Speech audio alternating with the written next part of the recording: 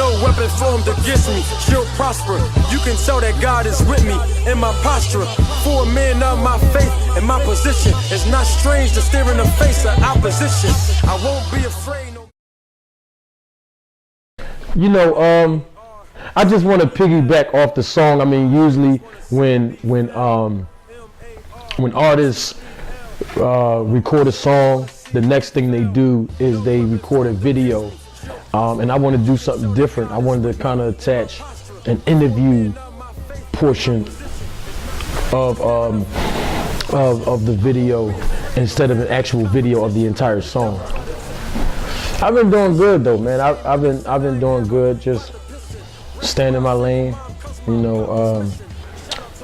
Just being a boss. Just staying in my lane and making sure that I'm always progressing. I have a great attraction for progressing and moving on to the next level of my life. So about the song, it's already on YouTube. It's called Shine. Freestyle. It's like Shine the Freestyle.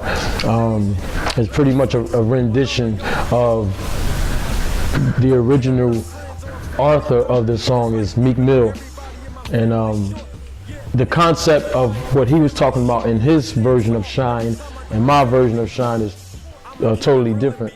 In my version of Shine, I just used that beat because that instrumental or that beat is real hard, is real decent, but it had that kind of rhythm and blues feeling to it. And on the song, I was just expressing myself as a man and particularly as a father. I wrote that song. I didn't even write the song, really. I didn't even write the song, but I rehearsed the song in my head over and over again, and then I just recorded it, and it all spin from me actually going to family court one day, and then the next day I found myself in the studio, and I just let it flow. I use music as an outlet. I've been around music pretty much all my life, and reciting it through the art form we call rap or hip hop for like 22 years, since I was like 9-10 years old. So, the concept of my version of Shine was to just pretty much just let some things off my chest that I was going through and what I was thinking about during the time that I had to wait 30 days for my family court child support hearing.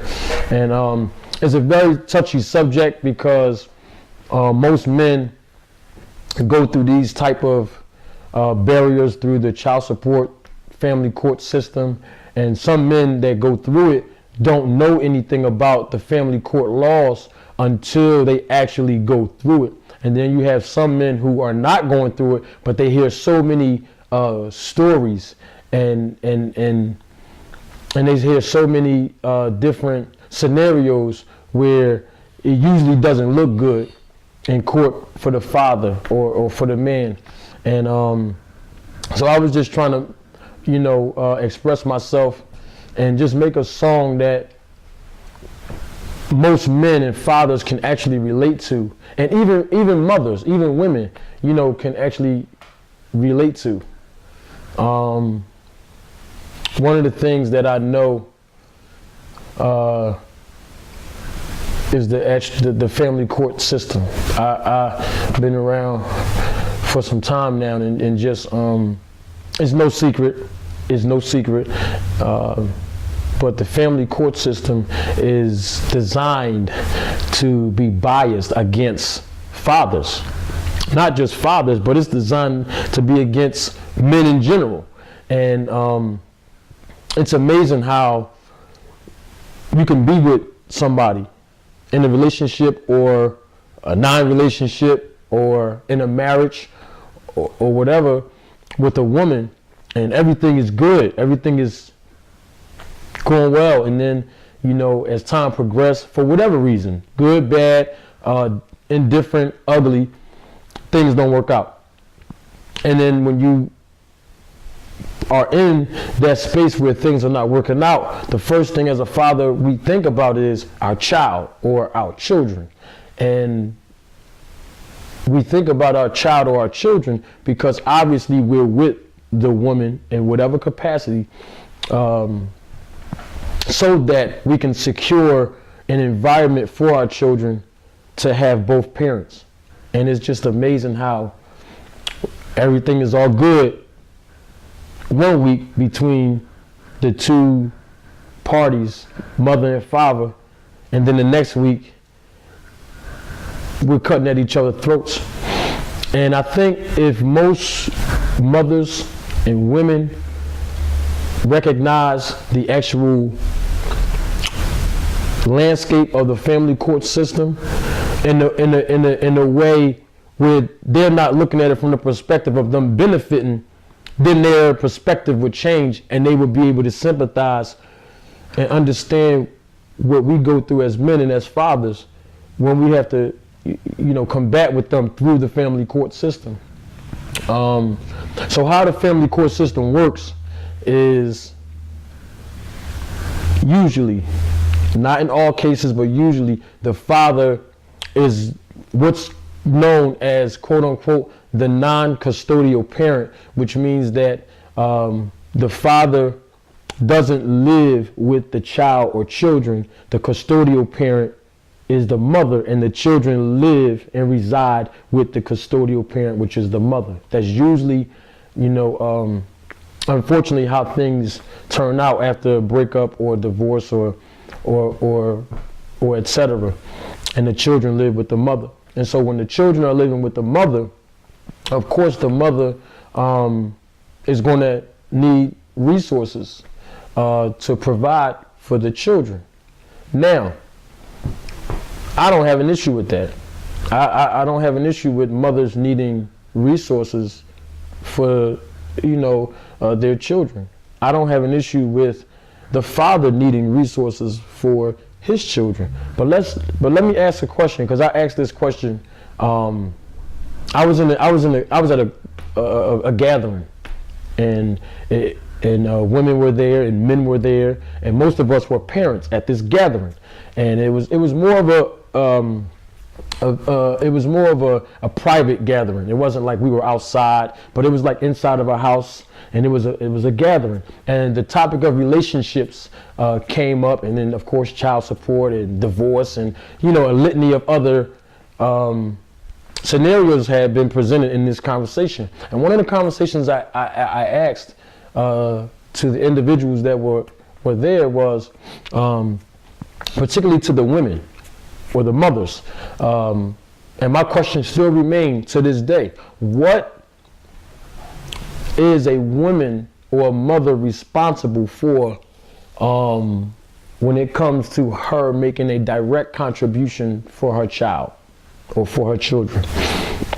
And I ask that question because if you look at the definition of what's considered, quote unquote, as a deadbeat father, when you look at the definition of how women, particularly women, define a deadbeat father or a deadbeat dad or a no good brother or a no good man or a no good father, the definition is always constituted with the fact that the father doesn't provide resources, whether it be time or money or a combination of both, for his child or children.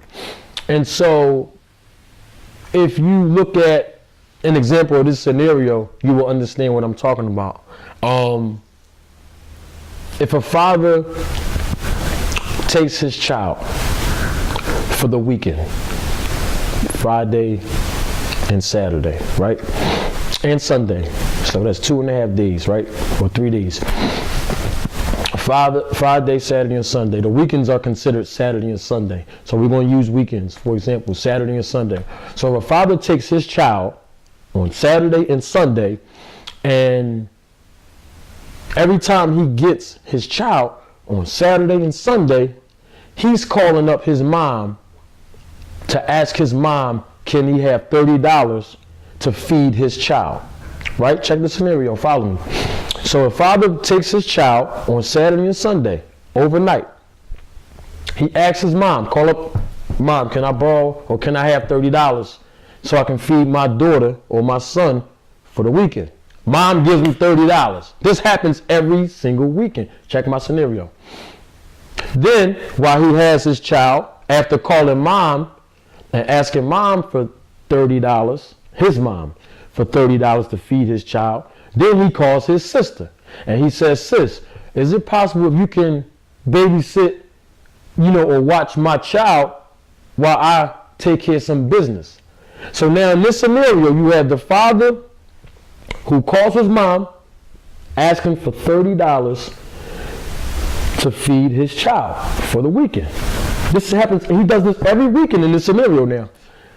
Then he calls his sister.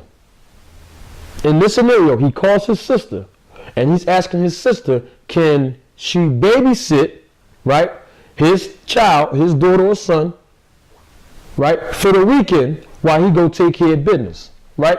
Then he calls his brother, and he asks his brother, listen, I don't have anywhere to live. So is it possible if I can stay with you for either rent-free or a minimum amount, or low amount of money that I'll pay you to stay with you? Every weekend, he's asking his brother this. In this scenario, he would be considered, that father or dad in the scenario of calling his mom for $30 to feed his child every weekend, for calling his sister, asking his sister, can she babysit his child while he take care of business for the weekend, and asking his brother, can he reside with his brother every weekend when he has his child in his care. That man, based on the definition, would be considered as a deadbeat father. He would be considered as a deadbeat dad. He would be considered as a no good brother, or he would be considered as a no good man, right? Also, he would be considered as another definition, a sperm donor, right? So he'll be considered a deadbeat dad, no good brother, no good man, a sperm donor, because he's not providing legitimate and sufficient resources for his child as a man and as a father, right? Now, let's use that same scenario, but we're going to put a mother in the place as a substitution for the father. Mom, she gets her child, in this scenario, 5 days a week. Remember, in the last scenario, dad gets his child for 2 days, Saturday and Sunday, the weekend. But in this scenario, mom, she gets her child for 5 days. Five days out of the week. Now, instead of us using mom as a resource, instead of us using sister as a resource, and instead of us using brother as a resource, in this scenario, we're going to also substitute their positions. So in this scenario, mom will be considered, the mom in the dad scenario, the mom will be considered food stamps, right? Sister will be considered CCIS, the child care supplemental program. The brother in this scenario will be substituted as public housing or Section 8, right? Now let's use this scenario for mothers out there. So you have a mom or a mother who has her child in this scenario for 5 days in her care, right? She calls up food stamps. Is it possible that you can help me feed my kids, while they're in my care? Food stamps come through, like mom came through for the dad in that scenario. She called up sister. In this scenario, remember sister was CCIS. CCIS, can you babysit my kids while I take care of some things I gotta do? Boom. Then she calls up brother. Hey brother, is it possible, now remember brother in this scenario is considered as, or substituted as public housing or Section 8. I need somewhere for me and my kids to live at. Is it possible if you can help me? So now she has all these different resources that will help her when her child is in her care. She got food stamps, right? She got CCIS, and she got public housing. Same scenario with the father. He had his mother providing money or food for his child when the child was in his care. He got sister helping him with babysitting or child care agreements when his child is in his care.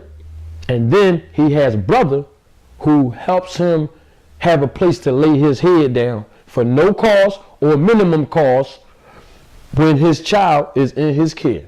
He's known as a deadbeat dad. He's known as a no good brother. He is known as a sperm donor. But yet the mother who has the child in this scenario in her care for more days than the father do, there is no name for her. There is no name for her, right? How do we constitute a definition for that type of woman or that type of parent or that type of mother, right? There is none. Now, there's another resource that I want to include that's available for the mother, and that's child support, right? Now, what is child support? Child support, based on the law that was instituted in 1960, by the way, do your homework. Child support, or the child support laws state that the non-custodial parent, I'm going back to my point now, that the non-custodial parent is obligated to pay financially for the resources of his or her child when the child does not live with him or her. Non-custodial. Usually, in scenarios according to the law, usually the father or the dad is known as the non-custodial parents. Are there mothers or women who are non-custodial parents? Yes.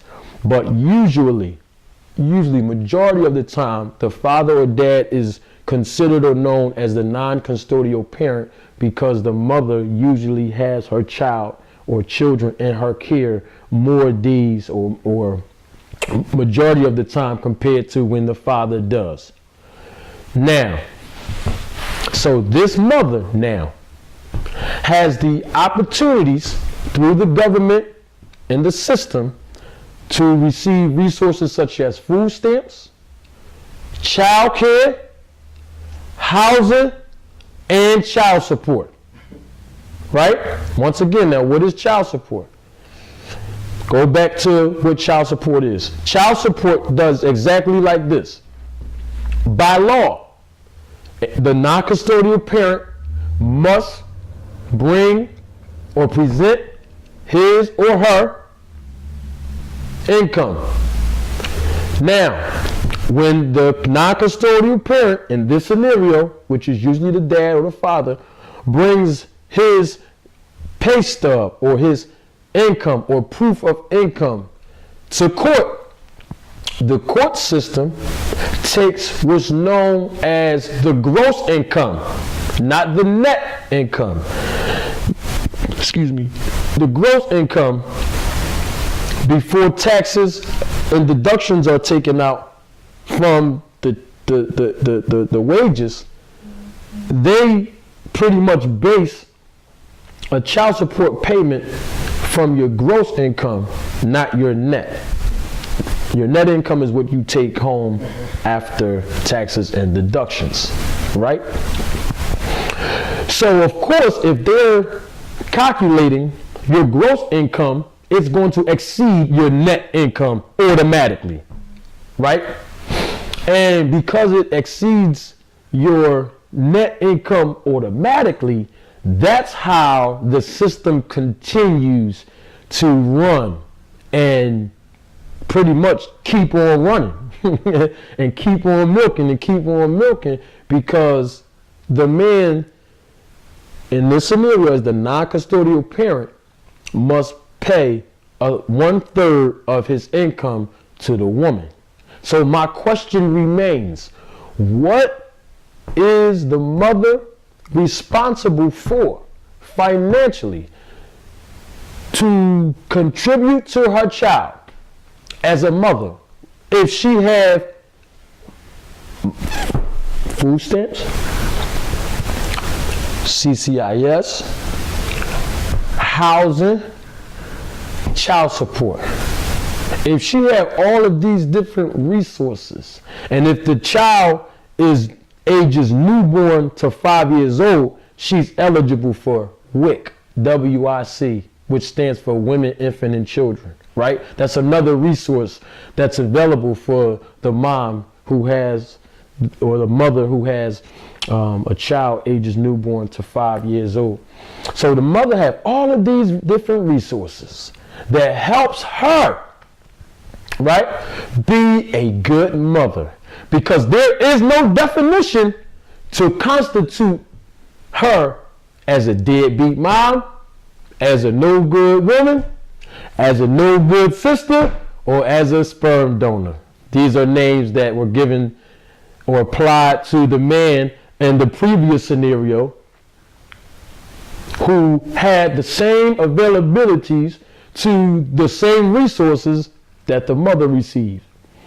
And so that's the frustration that I personally have against the family court system. And that's the frustration hundreds and thousands and even millions of men, not just in my neighborhood, not just in my city, not just in my state, but all across the country of the United States have an issue with it, because we have to pay, we meaning fathers, have to pay astronomical, unrealistic figures to a woman who really basically doesn't have to do anything.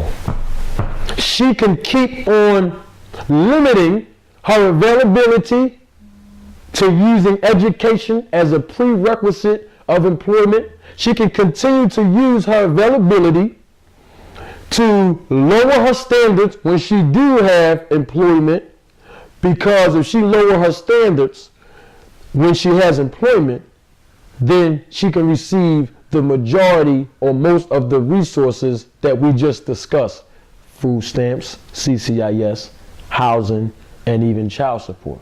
The lower her income is, the more resources that she will be provided for.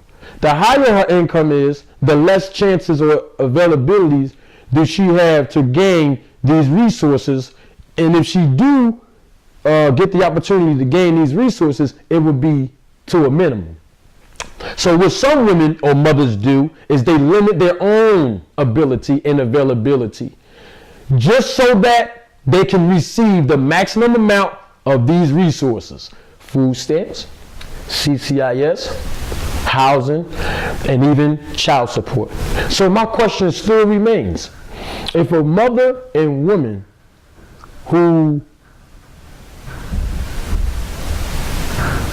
have the opportunity to be provided with all of these resources, by the way, the father, those resources are not available for a dad when he has his child in his care. That's why I use mom, sister, and brother in my scenario. So then, what kind of mother is she?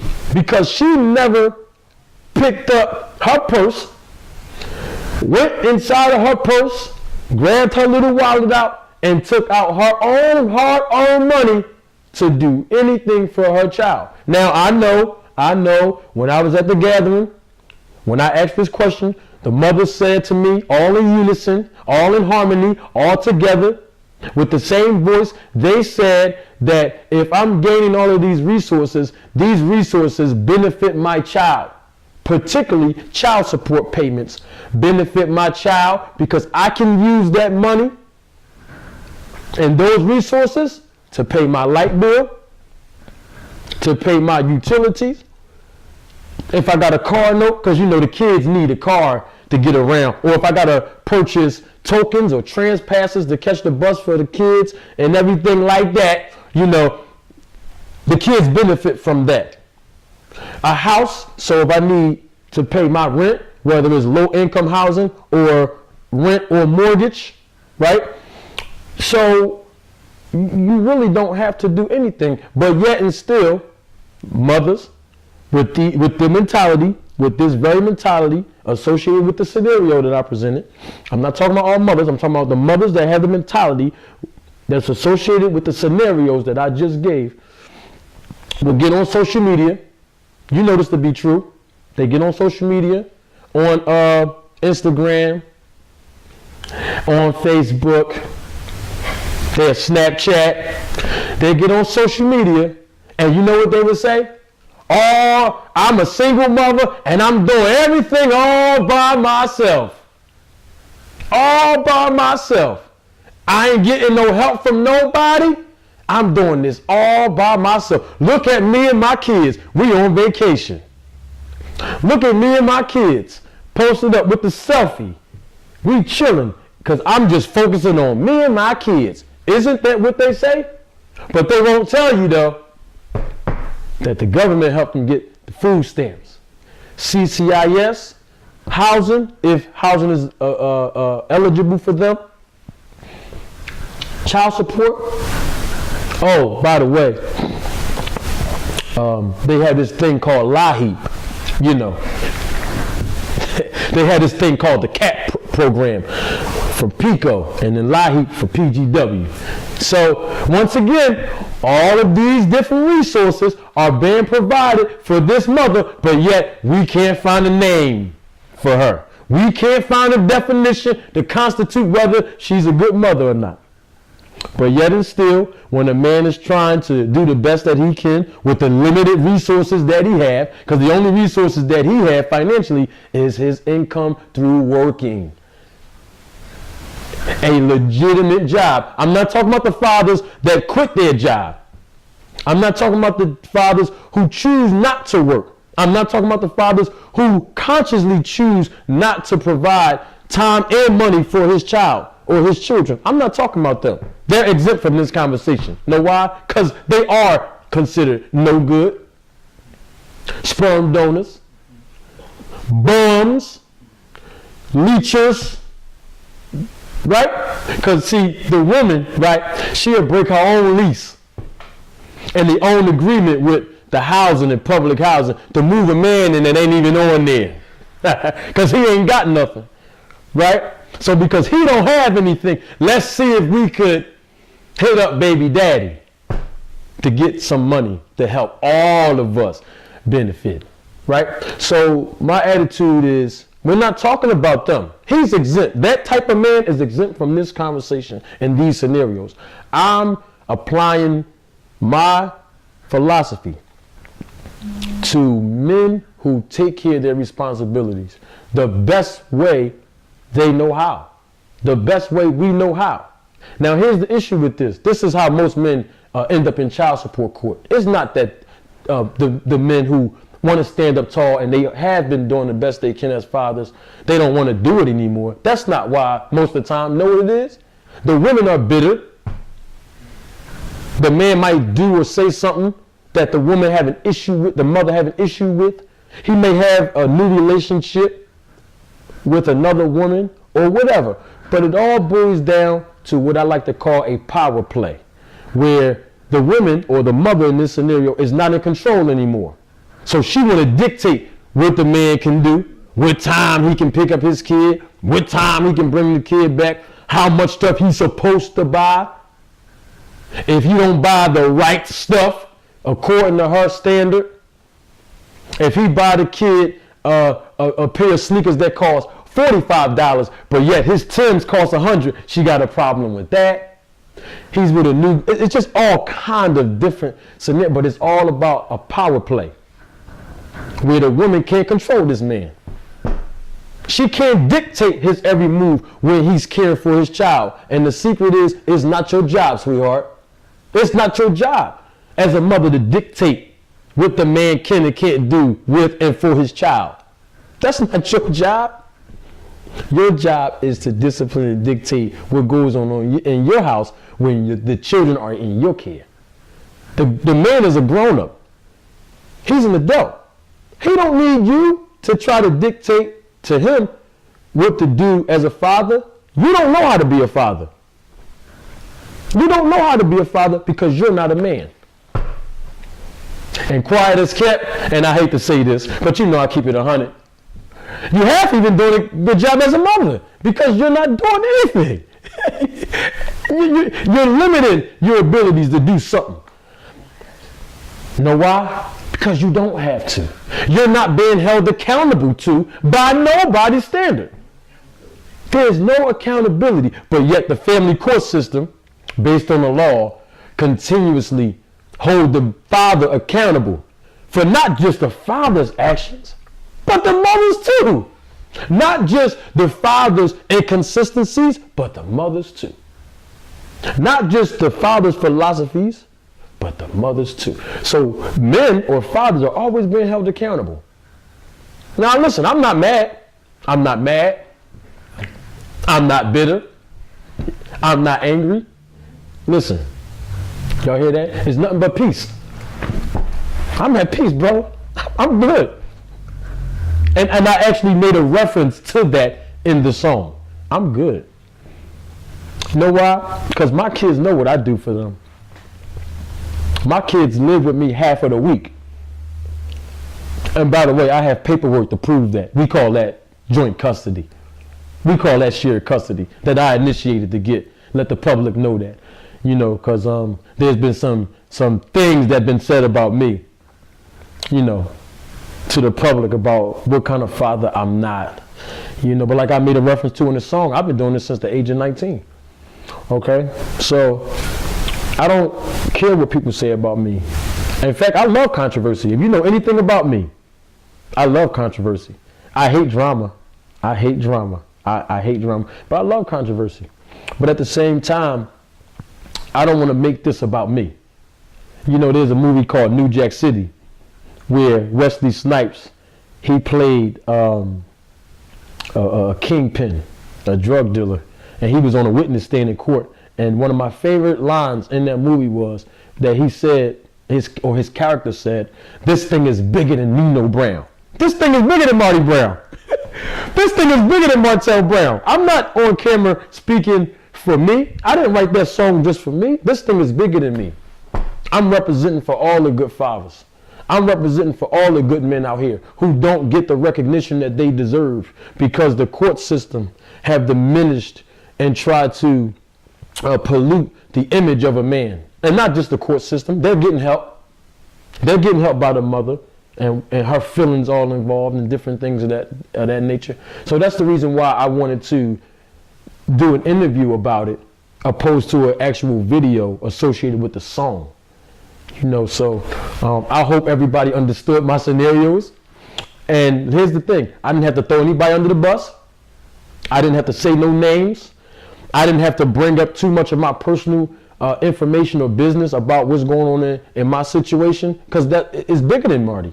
It's bigger than Marty Brown. I don't have to do that. The proof is in the pudding, man. Proof is in the pudding. All you got to do, if you don't believe what I'm talking about, all you got to do is Google family court law. It'll come right on up. It's just that simple. And I'm not stepping on the toes of the attorneys of family court, but some of them ain't needed sometimes. Excuse my ebonics, that didn't even sound right. Some attorneys are not even necessary. Because once you learn the laws for yourself, you can take the initiative to begin the process. Now, in certain situations and scenarios, you are going to need an attorney. I'm not saying that you are not. But sometimes it's a waste of time and money when hey, the system is against us anyway. They're going to try to jerk us anyway. The women don't have to be accountable for nothing anyway. So sometimes you don't need somebody else to be your mouthpiece when you already know what's going on. When you already know what type of time, the system is on, because you educated yourself, or you've been educated by some other good brothers and men that have, shared the information and educated you or each other, and now you know the law yourself. So that's the reason why I did this vlog, they call them, or video or interview, because I want everybody to know that there are good fathers out there. There are good men out there, and it's not fair that we get overlooked because of somebody in their feelings, because of an outdated law from the 60s. Because back in the 60s, when the laws were instituted for child support, in that age, in that modern day age, at that time, women didn't have the availability and the opportunities to work. So now the women can hold the same position as the man. So really, there is really no excuse not to be able to apply yourself, to progress in your life, mom, to progress in your life, mom, sweetheart, progress. Stop looking for a handout all the time. That's all I'm saying. But you gonna call a man a bum when he's doing the best he can because he don't meet your standard. Well, how about you do better then? He's paying child support, right? He's trying to put his little time in. But what are you doing? How about you do a little better? How about we start holding you accountable? Don't go on social media and try to act like you doing all this crazy stuff for your kids. No, you're not. And you can go on social media and you can, listen, I'm already expecting me to get some dislikes on this. I'm already expecting that people will say bad things about me.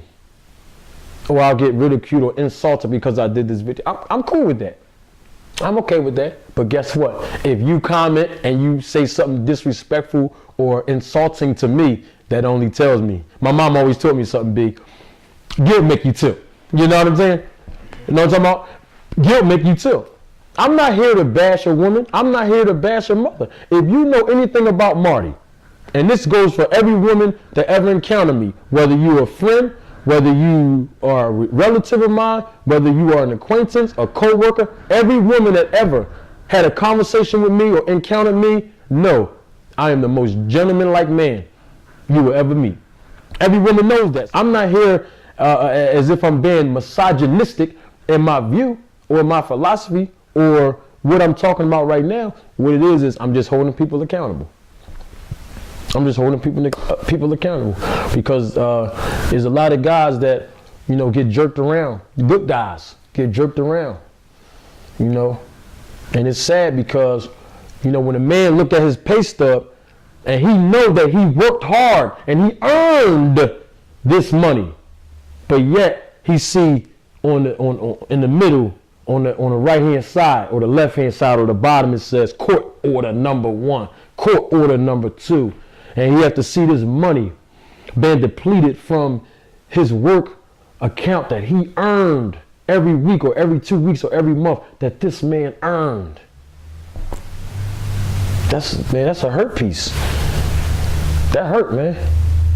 If a man calculates his income and he knows in his mind that he's scheduled to get, let's throw a number out there, $100 every week for his earnings, and then he look at it and he only get $75 or $50, yeah, that hurt. The sad part about it is women know that hurt.